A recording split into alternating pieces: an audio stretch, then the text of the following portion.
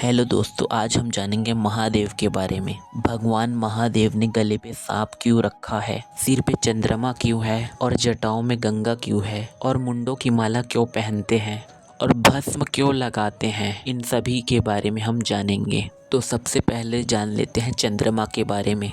पुराणों के अनुसार चंद्रमा का विवाह प्रजापति दक्ष के 27 कन्याओं से हुआ था, लेकिन चंद्रमा रोहिणी के प्रति ज़्यादा आकर्षित थे, जिससे नाराज होकर दक्ष प्रजापति ने चंद्रमा को श्राप दे दिया था, जिससे उनका प्रकाश धीरे धीरे नष्ट हो जाएगा। श्राप से बचने के लिए शिव जी की तपस्या की और भोलेनाथ को प्रसन्न किया। भोलेनाथ प्रसन्न हो गए और अपने सिर पर धारण कर लिया और वरदान दिया कि शुक्ल पक्ष पे तुम्हारी सारी कलाएं धीरे धीरे बढ़ जाएगी। और प्रजापति दक्ष के श्राप के कारण कृष्ण पक्ष में चंद्रमा की कलाएं धीरे धीरे घट जाएगी और शुक्ल पक्ष में धीरे धीरे बढ़ के और पूर्णिमा को पूर्ण चांद के रूप में दिखोगे। दोस्तों, अब जानते हैं भोलेनाथ भस्म क्यों लगाते हैं। भस्म इस बात का प्रतीक है, ये नश्वर शरीर अंत में राख में बदल जाता है। इसे लगाकर भगवान शिव यह संदेश देते हैं। इसके अलावा भगवान भोलेनाथ शमशान में निवास करते हैं और चिता के भस्म को पवित्र मानते हैं, जो उनकी वैराग्य की भावना को दर्शाता है। दोस्तों, अब जानते हैं गंगा मैया के बारे में। पौराणिक कथा के अनुसार राजा बलि के द्वार वामन भगवान आए थे।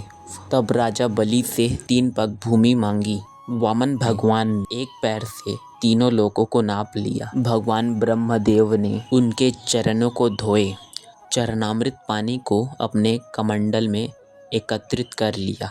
पृथ्वी को जब गंगा जी का जरूरत पड़ा, भगीरथ ने कठोर तपस्या करके ब्रह्म देवता को प्रसन्न किया। ब्रह्मदेव प्रसन्न हो गए और गंगा को ले जाने की अनुमति दी। गंगा माता तैयार थी जाने के लिए। गंगा जी धरती पे आई तो प्रलय आ जाएगा। भगीरथ ने भोलेनाथ को प्रसन्न किया। भोलेनाथ प्रसन्न हो गए और गंगा मैया को अपने जटाओं में धारण कर लिया और पतली सी धारा छोड़ी धरती की ओर। गंगा मैया ने कहा, भगीरथ तुम जहाँ जहाँ जाओगे मैं वहाँ जाऊंगी। भगीरथ आगे आगे चला, वहाँ तक भागीरथी नदी कहलाया और देवप्रयाग में अलकनंदा नदी से मिलके गंगा नदी बन गया। दोस्तों, अब जानते हैं भोलेनाथ के गले में जो सांप लिपटा रहता है उनके बारे में। भोलेनाथ के जो गले में जो सर्प है उसका नाम वासुकी नाग है। भगवान महादेव के परम भक्त है वासुकी और ये नागों के राजा हैं। वासुकी नाग के बड़े भाई का नाम है शेषनाग, जो भगवान विष्णु के सैया के रूप में है। ये पृथ्वी का भार अपने सिर पर उठाते हैं और इनके 1000 फन हैं और वासुकी नाग के 100 फन हैं। दोनों ही कश्यप ऋषि के पुत्र हैं और माता का नाम कद्रू है। दोस्तों, अब जानते हैं भोलेनाथ मुंडों की माला क्यों पहनते हैं। पौराणिक कथाओं के अनुसार ये मुंडों की माला देवी सती के हैं।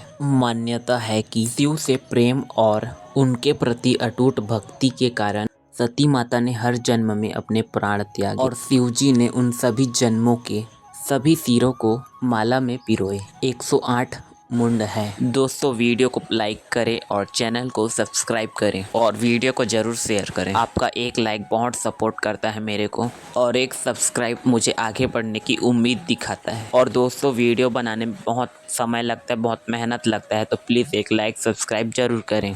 धन्यवाद वीडियो देखने के लिए।